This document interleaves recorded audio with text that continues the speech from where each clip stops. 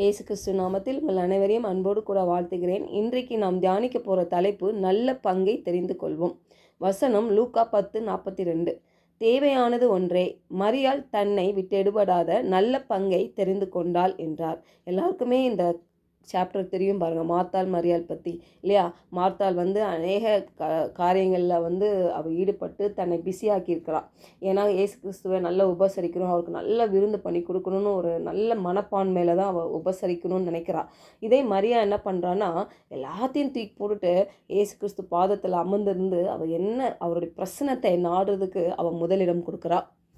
பாருங்களேன், அநேக பெண்களுக்கு ஒரு காரியம் ரொம்ப பிடிக்கும். என்ன தெரியுமா? நல்லா சமைச்சு கொடுக்கணும்னு சொல்லி ரொம்ப ஆர்வமாக செய்வாங்க. நம்ம நல்லா சமைச்சு மற்றவங்க நல்லா நம்மளை பாராட்டணும், அவங்கள நல்லா உபசரிக்கணும். அந்த மாதிரி அவங்க மனப்பான்மையில் அவங்கக்கிட்ட இப்படியாக அன்பு செலுத்துவாங்க பாருங்கள். அந்த கண்ணோட்டத்தில் தான் இந்த மார்த்தா செய்திருப்பான்னு நான் நினைக்கிறேன். பாருங்கள், இந்த மரியாளோ கர்த்தருடைய பிரசனை தான் ரொம்ப முக்கியம்னு சொல்லி அவருடைய பாதத்தில் அமர்ந்திருந்து அவர் பேசுகிற ஒவ்வொரு வார்த்தையை கவனித்து கொண்டு இருக்கிறார்.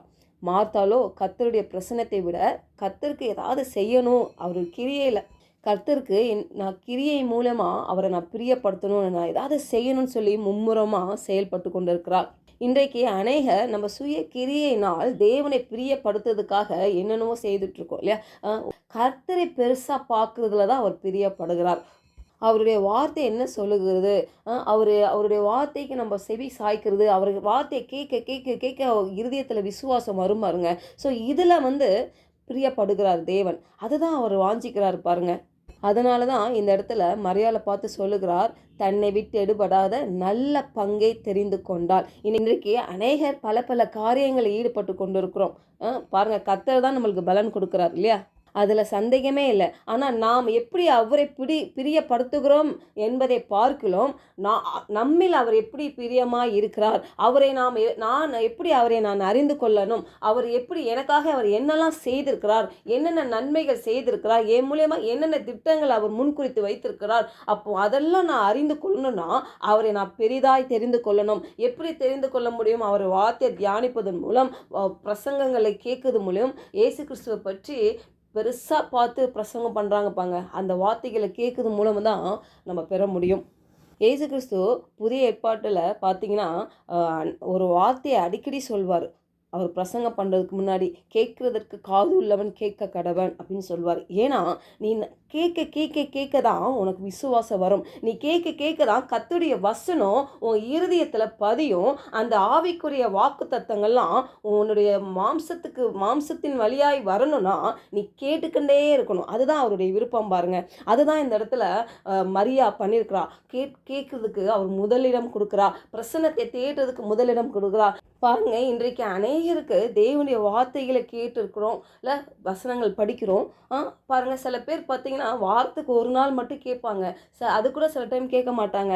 அப்போ அவங்க இருதயம் எப்படி இருக்குன்னா, இந்த மாதிரி மார்த்தாள் போல தான் பாருங்க, நிறைய வேலைகள் செய்து செய்து அலுப்பாயிருக்கும், ஒரு திருப்தி இல்லாத ஒரு இடத்துல இருப்பாங்க, ரொம்ப கவலைக்குள்ளாக போயிடுவாங்க, சோர்ந்து போயிடுவாங்க.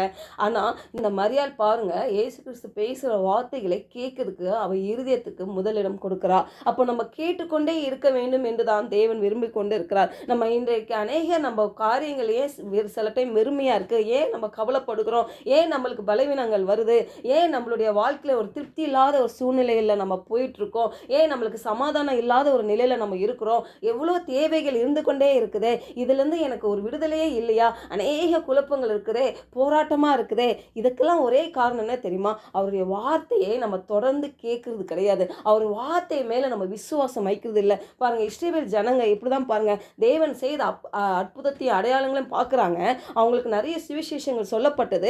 இயேசு கிறிஸ்து ஒரு மகா பெரிய தேவன் என்று அவர் தன்னையே வெளிப்படுத்தினாரு.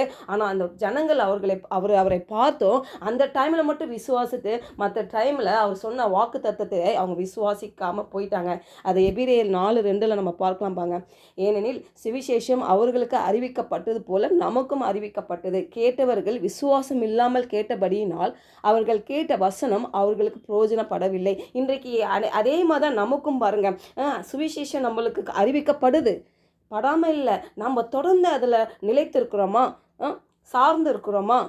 ஏன்னா அவர்களுக்கு அறிவிக்கப்பட்டது போல தான் நமக்கும் அறிவிக்கப்பட்டிருக்குது. தேவன் இன்னைக்கு அநேகருக்கு விடுதலையை கொடுக்கிறார், சுகத்தை கொடுக்கிறார், அற்புதத்தை செய்கிறார். எவ்வளோ அற்புதமான தேவன். அப்போ நம்ம கேட்குற காரியங்கள் விசுவாசம் இல்லாமல் இருக்கிறதுனால தான் சில வாக்கு தத்தெல்லாம் நமக்கு பிரயோஜனம் படவில்லை என்று இந்த எபிரேயர்ல நம்ம பார்க்கிறோம். அதே தான் அன்றைக்கு இஸ்ரவேல் ஜனங்க அதே காரியம் தான் நடந்தது. அவங்களுக்கு தேவனே வெளிப்படுத்தினாரு. அநேக அற்புதங்கள் அதிசயங்கள் அவங்க பார்த்தாங்க. ஆனால் அந்த டைமில் விசுவாசித்தாங்க. அதுக்கப்புறம் பார்த்தீங்கன்னா அவரை விசுவாசிக்கல. அந்த தேவனை பெருசாவே அவங்க பார்க்கல. இதே காலேபும் யோசுவாவும் பார்த்தீங்கன்னா தேவனை பெரிதாக பார்த்ததுனால தான் பாருங்க அவர் சொன்ன அந்த வாக்குத்தத்தத்தை அவங்க விசுவாசித்தார்கள். மிச்ச 10 பேர் பாருங்க அவங்க விசுவாசிக்கல. ஏன்னா அவங்களுக்கு பயம் வந்துருச்சு. இருக்கிற அந்த ஜனங்களை பார்த்து இவங்கெல்லாம் பலசாலிகள், நம்மளாம் வெட்டுக்கிளிகள் போல இருக்கிறோம்னு சொல்லி ஒரு பயம் இருந்தது பாருங்க. அவர்களுக்கு கொடுத்த தேவன் கொடுத்த அந்த வாக்கு தத்துவம் அவங்களுக்கு அது நிறைவேறாம போயிடுச்சு. காரணம் அவிசுவாசம், நம்பிக்கை இல்லாத ஒரு காரியம், நிலைத்தில்லாத ஒரு நிலைமை. இன்றைக்கு அதே தான் தேவன் நம்மோடு இடைப்பட்டு கொண்டிருக்கிறார். நம்ம நிலைத்திருக்க வேண்டும் என்று விரும்புகிறார். நம்ம மேலே வைத்திருக்க திட்டம் நிறைவேற வேண்டும் என்றால் அவரோட நம்ம சார்ந்து இருக்கணும். அவருடைய வார்த்தைகளை தொடர்ந்து கேட்டுக்கிட்டே இருக்கணும். இயேசு கிறிஸ்துவை பெரிதாக காட்டுகிற பிரசங்கங்களை நம்ம கேட்டுக்கொண்டே இருக்கும் பொழுது நம்ம விசுவாசம் வளரும். எப்படி ஒரு மரியா நல்ல பங்கை தேர்ந்தெடுத்தாலும் இன்றைக்கு நாமும் அப்படியாக டெய்லி அவருடைய வார்த்தை கேட்கறதுக்கு நம்ம விட்டு கொடுக்கலாம். ஜெபிக்கலாம். பரலோக தகப்பனே, இந்த காலை வேளையில் எங்களோட இடைப்பட்டதுக்காக உமக்கு நன்றி ராஜா.